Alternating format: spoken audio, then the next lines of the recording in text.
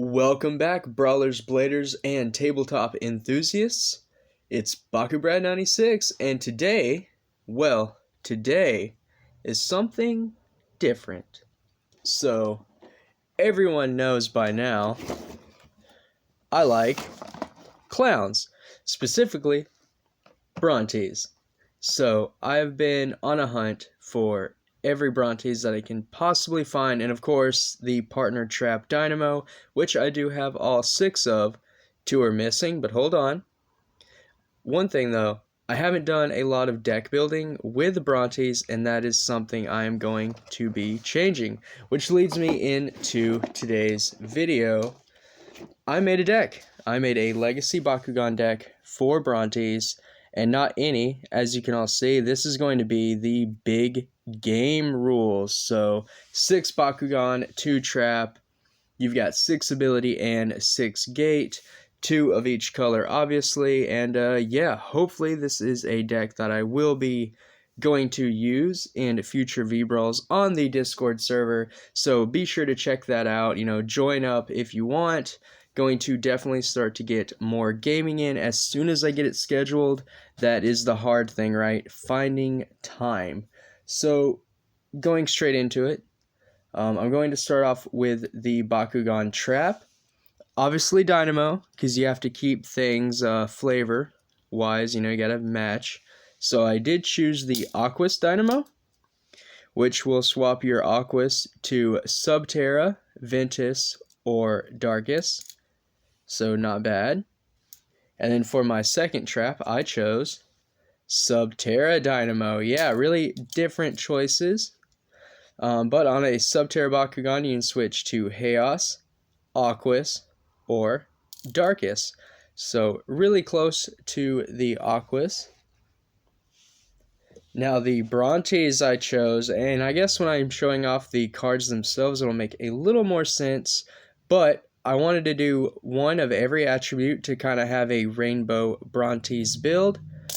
So I have the Subterra Mega, which is sitting at 550. I do believe that is the weakest that I have on this team. So this team is pretty strong. It's got some good clowns on it. Not my strongest ones. Well, maybe my strongest ones, but I try to balance it out, but also keep it like a little competitive. So next up, I am using my Aquas Mega at 580. So 550 and 580, kind of the low end, I would say, for New Vestroya, which is why I chose these traps for them. Because the gate cards I used kind of focus on the other attributes of this deck. So being able to switch on a specific gate card is very important. To note that this Brontes gate is not in the deck. I'm just using this to hold up the Mega Brontes. You will all see this gate card a whole lot because I don't have it in a deck right now, and it's got Brontes on it, so I use it. But going on to the rest of the Bakugan I use, I am using one more Mega Brontes, and that is the Darkus. Now the Darkus is where we start seeing that power climb, or power creep. 660 Gs. So we go from 550, 580, all the way up to 660. So the strongest Mega on the team. Definitely really powerful, and it's really good. And one thing is I practice rolled with all of these. So these 3 Mega have good magnets. And then the 3 Alto I chose. So I'm using 3 Alto Brontes and 3 Mega Brontes. All have really strong magnets. And in practice, I did stand all of them, so I don't know if that'll make a difference in the actual games, but we'll see. I am using a Chaos Alto, obviously, so 720, again, we're going up in power here, and this is where, like, I guess the competitive side comes in. So the Baku Steel Chaos Alto, 720, and then I am using my Battle Damaged Ventus Alto, still happy about this thing. 760, so huge jump. We go from 720 to 760 in power. This Alto is the strongest on the team. And again, the magnets are really good. The G power is really good. That's why I chose these. And the final Obviously, I'm using every attribute, so Pyrus. And this is the translucent neon, so kind of a little game mechanic there. Can use the highlighted bonus. I think that's it. You use Pyrus or highlighted when it's translucent. But 680 G, so it goes a little bit down in power from the other two altos, but it also goes good with the mega. So it's a good spread, right, for G power, at least in my opinion. You've got 550, 580, 660, 720, 760, and then 680 right there to kind of fit in. See if I can't get Alto to stand up. The gate card is not big enough. Okay. But yeah, so that's the team as far as the Bakugan go. I feel like it's a really even spread G-power wise. If I can lead with some of my weaker Mega Brontes first, I can really like power out the tail end of the game with the Altos. But going into gate cards, starting off with gold, excuse me. Obviously, I'm going to be using the Alto Brontes gate. This thing is huge. I just picked it up recently. Go check out my Aquas Baku Still Brontes update, where I show off this card. But yeah, really strong. Each Bakugan gets plus 200 G power if their owner has at least one Alto Brontes in their unused pile. So, you want to set this out first, and you want to play your Megas on it before you roll these strong Altos, because that's going to give them an automatic plus 200, so that's 750 on the Subterra, 780 on the Aquas, and then 860 on the Darkest, and that's not even adding the actual gate attribute bonus itself, which is going to be different, right? So you're going to even get more on that.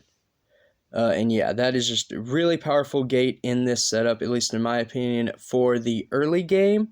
You definitely want to set this gate card out as soon as possible to utilize having an Alto in the unused pile, which this is the big game, so it is a lot easier. But with that being said, you have to claim 6 gates instead of 3, so it is longer, and you really have to make sure you win your gate cards, because your opponent's gate cards are always a gamble. The next gold gate I am using, though, is Lightning Field. Now, all of you will know this one from my normal Brontes deck profile, so I did kind of rip that one apart to use some of my key cards and strategies. So Lightning Field, each Bakugan gets plus 200 G power for any Brontes Bakugan that its owner has standing on a gate other than this one. So if I'm being honest, aside from your silver gate cards, which you probably always want to lead with, maybe your next lineup would be playing out your 2 golds. So like say you already have your Alto gate out, and you have like a Brontes on it. You throw out Lightning Field, and then you have a battle on here. As long as you've got a Brontes somewhere, your battling Bakugan is going to get plus 200 G power. You just have to have any Brontes already on a gate card other than this one. So, it does require some setup. You got to be able to hit those rolls, which I'm horrible at. But if it turns out it is a really powerful card, just like Alto giving you plus 200 on top of the attribute bonuses, this card gives you 200 on top of even higher bonuses too, especially for like some of the Bakugan I'd want to lead with, like the Megas, so like Darkest, Subterra. Obviously Aquas doesn't get a lot, but depending on when you play it, really good. It's just kind of setup dependent, sort of. Now, going into the bronze or copper gates, so Tri-Color Fist. So I do have the Tri-Gates pretty much because this is a rainbow deck. So I want to maximize the potential there. So Bakugan owned by players with at least 3 different attributes in the game get plus 150. So for big game, at least with this deck, that is an automatic plus 150. Now that could hurt you, right? Your opponent's more than likely going to get plus 150 as well. But the idea with these is these are for the Alto Brontes, right? So you're going to want to play your already powerful Bakugan on top. So for instance, you got the 760 Ventus. I think it's 760. I forget that fast. It's horrible, isn't it? Yeah. So 760. You get 150. So that's already... I'm horrible at math off the top of my head, so I apologize. 760, 50, that's 810. Yeah, 810 plus 200, right? So that's 1010. Ha, Ben 1010. Yeah. Oh, horrible old jokes. Sorry. But yeah, so that's already 1010. And that's really powerful, and that's not like, ability cards or anything else that you might have. So you're already hitting quad digits. And that's just one example, right? That is just one example. And then tricolor boot, literally the same thing. Each Bakugan owned by players with at least 3 different attributes in the game get plus 150. So it does the same thing as tricolor fist, just with a different attribute spread. So, when your Mega Brontes come back into your unused pile, this one's not bad. So you're going to get 350 for a Subterra. Not awful. 250 for the Aquas. So, ideally you want to use this with your Baku Steel or your the Subterra for this one, but it still gives you that plus 150 on top of the attribute.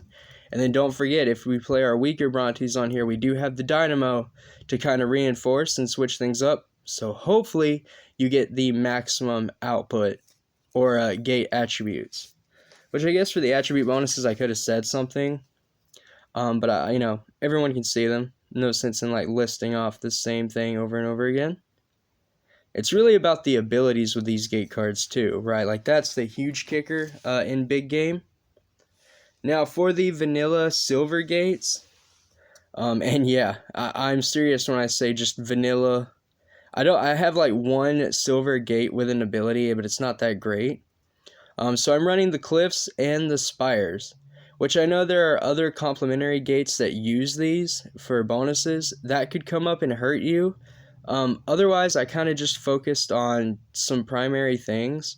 So for the cliffs, this is for the megas, because Darkus, Subterra, and Aquas are going to get pretty good stat bonuses. And then the same for the spires, just with the other Bakugan, 150 and then 110 for your Chaos and your Ventus. It's just kind of some low bonus cards that you can throw out some of the higher Bakugan on the team on, and potentially just get a cheesy win that way. Otherwise, I usually throw out my silver first, and then they go to whoever they go to, because these are good wins. If not, really you want to win on these gates of yours, because this is where you get to crazy numbers, and you're going to get your maximum bonuses, I should say. These are iffy, and honestly, if I had better silver gate cards, I would have included them. These were just the best for the deck that I felt that I had, but I could be completely wrong, right? I'm not a master deck builder by any means. That's why I always appreciate tips, in the comments. Let me know any suggestions or pointers. But that's it for the gate cards. Now I'm going to go ahead and move on to the ability cards before this video gets too long. One of my favorites, thanks to Discord server, member and Baku crew member, kind of got me onto this card because it's so good. So you play before you roll. If your roll results in a battle, both players add one of their used or unused Bakugan to the battle before the gate card is revealed. So before it's revealed, and then you add up G powers to see who wins. Put all Bakugan in their players' used piles after the battle. This is just so good.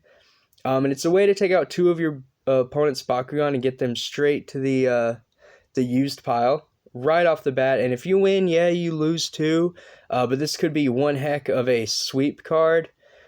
Say you already have 5 gates, or you're at 4 gates, and you just want to kind of wrap it up quickly. 2 of your strongest altos on this team, 720 and 760, add up those G powers, right? That is insane. You're talking about 1490? Yeah, 1490, and that's not even with the attribute bonuses. That's just the Ventus and Chaos Alto together. And that was kind of the idea behind using this card, right? It's just a blowout win condition, if you will. My next red ability card is Magnetic Action, kind of taking some cues from my normal Brontes deck. You play after your opponent rolls. You put that Bakugan rolled on one of the gate cards of your choice. I love the wording here. Your opponent doesn't have to stand the Bakugan like other cards. This is just after your opponent rolls. So if your opponent misses, You could actually stand their Bakugan for them, and in like a battle royale, I guess, yeah, like in like a 4-person game or a 3-person game, this could kind of create politics. Or you could just set up one of your opponent's weaker Bakugan for a loss. It's just a really powerful ability. I think it's overlooked. You know, I overlooked it a lot until I read it slowly and realized that, hey, your opponent could miss and you could still put their Bakugan wherever you want to. So much like a tractor in my last Legacy deck, you know, my other Brontes Legacy deck, magnetic action also needed. A new green ability I'm using is Copycat. So at the start of a battle, your Bakugan has its printed G power changed to the G power of the Bakugan of your choice in your opponent's used pile. You know, it's just attribute play. You know, you get to manipulate some attributes that could come up with the weaker megas on the team. You know, you could switch them to some of the gate's higher bonuses. For instance, a Mega Subterra on Alto could definitely benefit from being Ventus or Darkus. Or, you know, the same for like on the Tri-Gates. It's just to make sure you get the maximum bonus if you need to. After that, I am using the Dynamo drop. Obviously, you're going to want to use this with any Dynamo Trap Bakugan. You play during a battle where you have a Dynamo. Cancel all G-Power bonuses given so far to Bakugan in the battle. So say you play a card, your opponent plays something, they're winning. You go ahead and drop this, and it cancels everything given so far, which is a really powerful ability, and definitely an auto-include. It is in my other Brontes deck as well, because it is just so strong. Then for my blue abilities, this is a rainbow deck, so I am using the triangles. So they're similar, but a little different. Power Triangle, during a battle, gives Pyrus, Aquas, and Chaos Bakugan, plus 50 G power for each Bakugan in your unused pile and the unused pile of the opponent. So obviously this is like at maximum in big game when you're going to have more Bakugan in the unused piles at any given time. And it's plus 50 per Gon. So it's really good, and it is your Bakugan too, right? It's not all Bakugan get that bonus. So that is huge. And the other triangle is the Triangle of Power. And you play during a battle, and then your Subterra, Ventus, or Darkus get plus 50 for each in the used piles of you and your opponent. So you gotta be easy, like you gotta be careful when you play these, right? And it's really dependent on what cards in the setup, because Power Triangle gives Aquas, Pyrus, and Chaos 50 for each in the unused. However, the Subterra, Ventus, and Darkus on the team get plus 50 for each in the used. So that means you're going to want to lead with these 3 attributes. Like first, right? You want to roll and battle with these attributes first so you can get the maximum of this blue ability. And then you want to use these attributes second to use this ability, which kind of don't really synergize with the rest of the deck's idea. But they are just, for me, you know, the blue ability cards that I had, these gave me the most bonus without doing something like move a Bakugan or re-roll a Bakugan like that. Like just G-Power bonus-wise, these were my best options. And again, I was trying to make a semi-competitive list for Brontes because I feel like the clown is hated. No one likes the Bakugan clown as much as me. So as much as collecting Brontes is a mission, I also want to build a lot of different decks. So that being said, you know, that wraps up the big game Brontes deck. Hopefully I'll be able to try this out and give you all an update of how it did as soon as I schedule some games. But thank you all for watching. I hope you enjoyed it. Until next time, brawlers, stay safe, drome up, Bakugan brawl, and throw the bread!